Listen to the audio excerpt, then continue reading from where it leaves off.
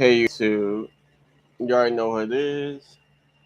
I'm Damian Moody. I also go by Kashmere Majesty, or I'll go by Red Rotten Hood.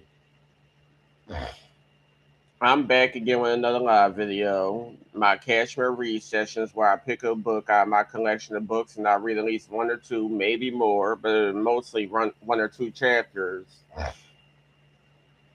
of each book that I read. I only post the links of the book and the part one of each book that I read. I do not post the link. But you can feel free to purchase these books as well and read them with me, read them to yourself, or whatever you choose to do. I just post the links so you know where I got my books from. Um, or I'll post another link if there's no longer any more books that I purchased on the link that I got it from. I'll try to find another link that gives you the opportunity to purchase the book for yourself.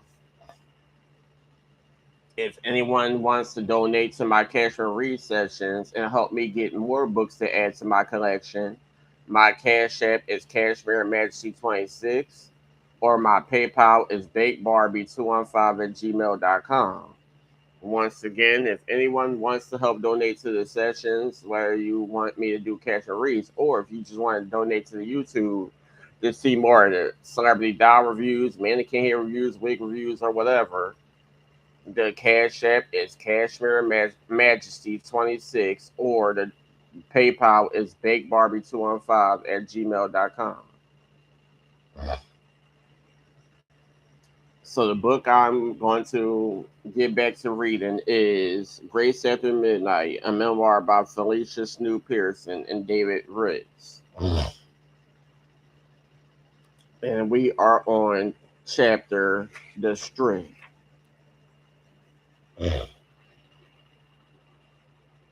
I've never been more than a few miles outside Baltimore, probably 5 times beyond the the county line was the furthest I ever been. Never been to LA, never seen Hollywood other than what I seen on TV or in the movies. Didn't know nothing about Las Vegas. So why am I dreaming about that big strip with all those fancy hotels and their huge neon signs flashing stardust, Caesar's Palace, the Mirage, and Treasure Island? Why am I seeing myself in Vegas, shooting craps at the table and playing the roulette wheels? In this dream, I'm riding around in limos and sipping fancy drinks in the VIP sections of the nightclubs where the rap stars go to chill. I'm sitting in the front row of a heavyweight fight, and I'm betting heavy. My man is winning, and the crowd is cheering. The money is rolling in. The chips are red and green and yellow and blue. The blue lights of the after party are low, and I see the faces of all the stars. Mary J is there. That's my wife, I declare. Biggie's there. Faith, Dre, Coolio, The Brat, Latifah, Nas, Fugees. The party's on and popping. But moving around the room, I feel something's wrong. I don't know what, but my stomach ain't right. My head ain't right. My head is starting to spin. My stomach is starting to ache. I'm feeling sick. Did I eat something rotten or drink some poison? For all the bad feeling, I keep looking for someone.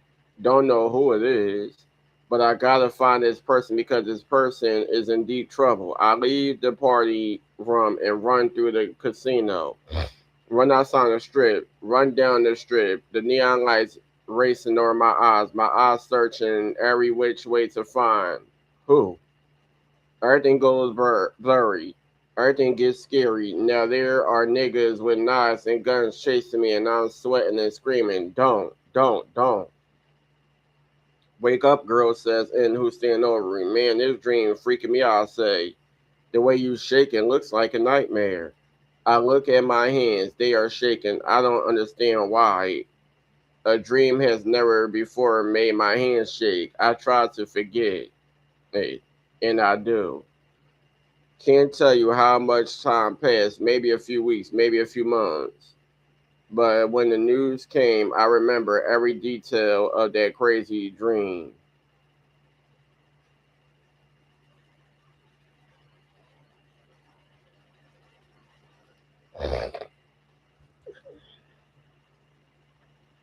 Tupac Shakur shot in Las Vegas is the next chapter. That's what the news said on September 7th, 1996. For those of us sitting around city jail, it was like the president was shot. Only words. We couldn't relate to the president, but all of us sure as hell could relate to Pac. Now I understand my dream. It was so clear and so goddamn scary. He was shot in a drive-by and was laid up in some Vegas hospital. Pac was fighting for his life. The crowd down at City Jail wasn't a praying group, but we had us some prayer meetings. We prayed that Pac's life be spared. We talked about when he was a young kid, backup dancer for Digital Underground. We talked about his first record, Apocalypse Now, and his last record, All Eyes on Me, and his new joint as Machiavelli, the Don Illuminati, the 7 Day Theory. We talked about his genius. That's crazy because I know this book is talk about Tupac, but I actually have some Tupac books of my own, and I wanted to get something that was authorized because y'all know a lot of people have books on a lot of people. Some of it's not authorized. Some of it might be stuff that they own opinions or them speaking about other people in the book or some stuff they found on the internet or some rumors and shit like that. So when I get these books, I want it to be written by the person they self or someone very close to them that know every fucking detail from beginning to end. That would make the book very accurate. I don't want no he say she say bullshit in the books I read, especially when it comes to memoirs, biographies, or anything like that. And I believe that the Tupac books that I have are accurate. I've even been doing my own research. I follow a lot of fan pages that post pictures of Tupac, a lot of pictures I ain't never seen, and he pretty much was himself. He ain't give a fuck. Um, Out of respect, I'm not going to discuss some of the pictures that I seen that had me like really Tupac, but you could tell he was fun. He was loving. He enjoyed life. He had a lot of friends, a lot of people who loved him. He was comfortable within himself to do certain shit. Most rappers nowadays gotta be on OnlyFans and some other shit to do. And then a lot of rappers, they'd do certain shit and then be talking about somebody being zesty or some shit like that on the internet. To me, I feel like Tupac ain't give a fuck who you were, what you were, how you was living. If you respected him, he respected you. People tried to make him some thug ass, gangsta ass, badass image, but I don't see Tupac that way. I don't at all.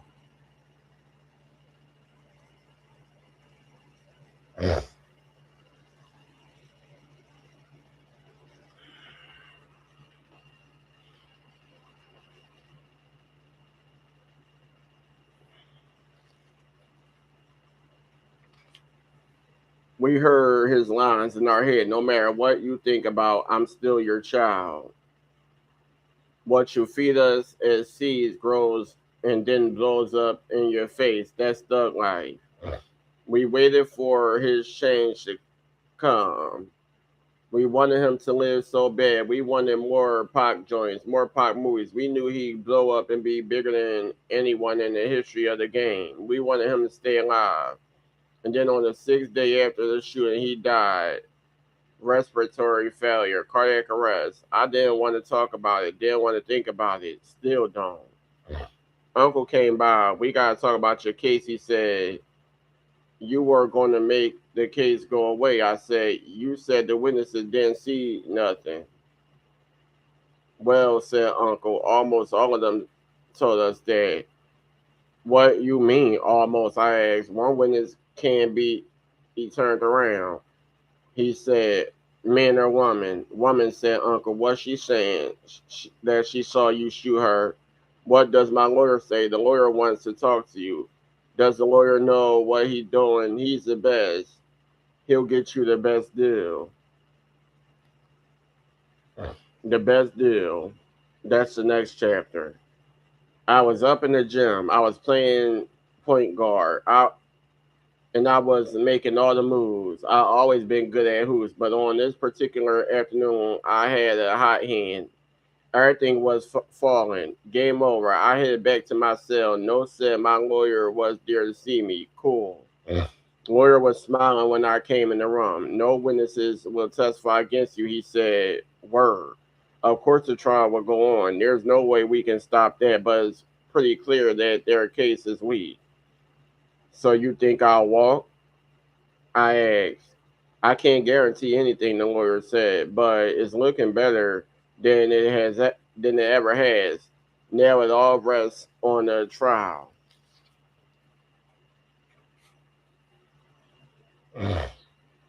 I thought about the word trial. There's a trial down in the courtroom. All kinds of trials happen all the time. Then there's the mama likes to then there's what mama likes to call the trials and tribulations of life. That kind of trial has already happened with me being locked up in city jail. City jail smelled bad, looked bad, was bad. City jail was a trial of my patience. I saw some niggas lose their cool in city jail and straight up flip out. They couldn't stop either crying or shaking or screaming shit no one could understand. City jail was a trial. The trial in the courthouse came up 2 years after I'd been sitting in city jail. I thought it'd go great. It didn't. First day we got there, I saw this woman walk in the courtroom with the prosecutors. Who she is? She's the one who said she didn't really see what happened. He said, "So what's she doing with the prosecutors?" My lawyer didn't have an answer. I did. They done flipped her. She was getting ready to testify against me. I could see it in her eyes. I could feel it in her walk. Bitch was ready to do me in. As the days of pretrial proceedings went by, she walked in the courtroom every day. I seen enough. See what kind of deal they'll give me. I told the lawyer, "You sure you wanted to deal?" He asked. "Sure as shit." The witness looked clean as a whistle. The jury was going to love her. I didn't stand a chance. Cut me a deal, I told my man. He did. This is the best deal they'll give you, he said. I looked it over and didn't hesitate. Take it, I said. The sentence was reduced down to second-degree murder. They also reduced my jail term down to 10 years to 8 for the time I've been sitting in city jail. Of those 8 years, the first 5 were without parole. That meant that I could be a perfect angel, but my ass wasn't going nowhere for 5 years. After 5, there was a possibility of parole. I was 15. Maybe I could get out by the time I was 20. Looking at the big picture, I felt like I could deal with that. 5 years was a long time, but 5 years was no lifetime.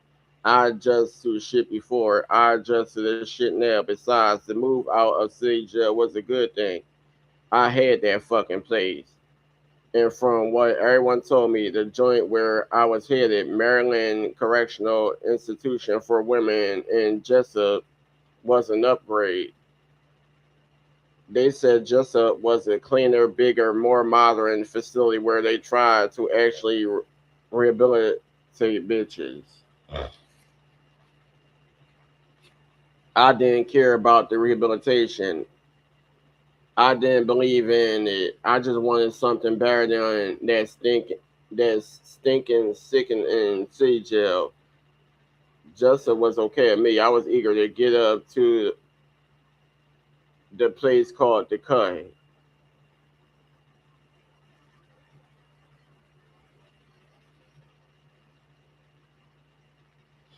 All right, I'll read one more chapter. This chapter is called A Different World. A Different World is a spinoff from the Cosby Show. Denise Huxtable goes off to college. That's the different world. Denise's world was filled with clean-cut college boys and cute little college girls. I love the show, but watching the show from the cut, which was another world, was a trip. The inmates had another term for the cut. They also called it Grandma's house. The cut sound hard, and Grandma's house sounds soft. The cut was hard. Like a different world, the cut had a campus.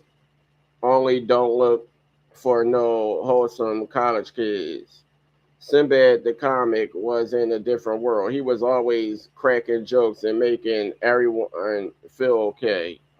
We didn't have Sinbad at Grandma's house. We didn't have any happy go lucky comics brightening our day with sunshine and laughter.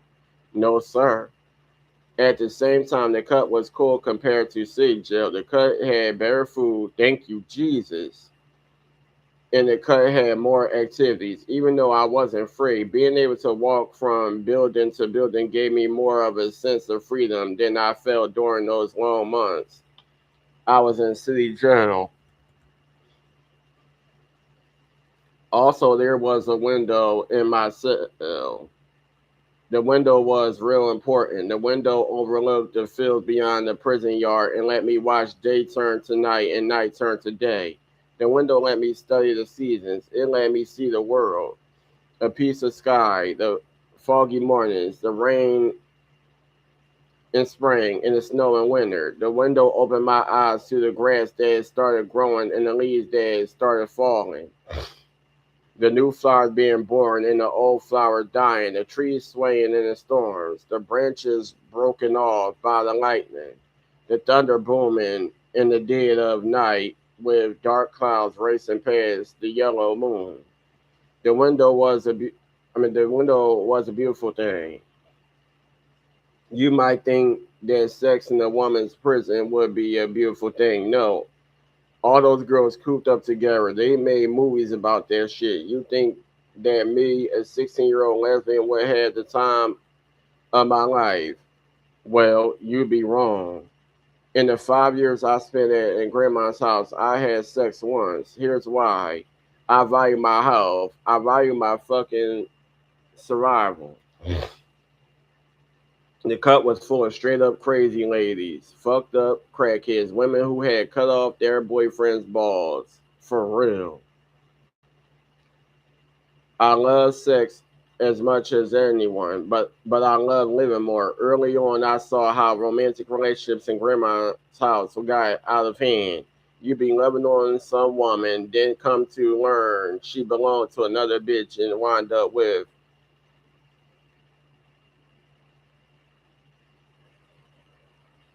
scissors in your throat. No, thank you.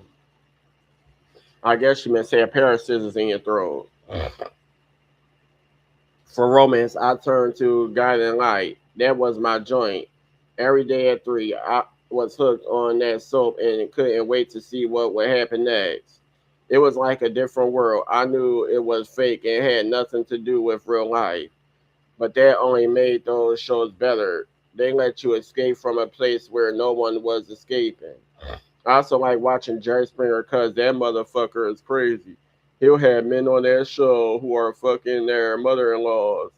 Then he'll have their daughters breaking chairs over their mother's heads, all kinds of shit. So you get in the cut and you'll find your place. My place was to fly under the radar. I didn't want to be no star in grandma's house. I'd rather not be noticed.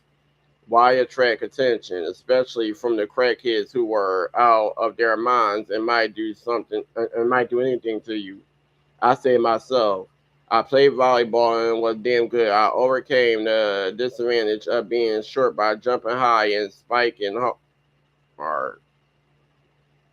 We even had a coach from the outside come in and train us. We had big tournaments in the cut, and my team won the trophy.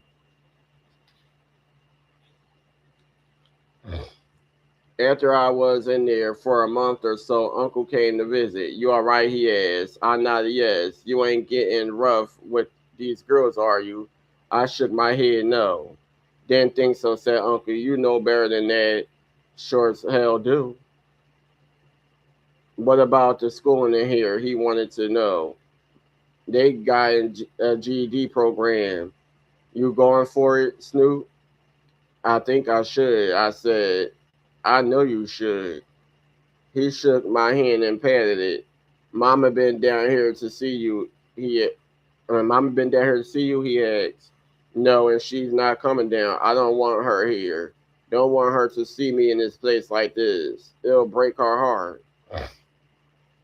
Well, that schooling thing is great. Uncle said you probably do better in here than you do out there. Less distractions. Oh, I've seen some distractions. Well, avoid them, Uncle warned, for sure. For the most part, I did avoid those distractions. Eventually, though, some of those distractions caught up with me. They had to, no matter how good your intentions, you just can't sit in jail year after year and not get your ass in a little trouble. At least I couldn't. Meanwhile, though, the best entertainment and the scariest wasn't the Nightmare Freddy Krueger movies they had on VHS. Hold up, what am I reading? Wasn't the Nightmare Freddy Krueger movies they had on VHS. The best entertainment was the stories that women inside the cut told about themselves. That's some shit I'll never forget. All right.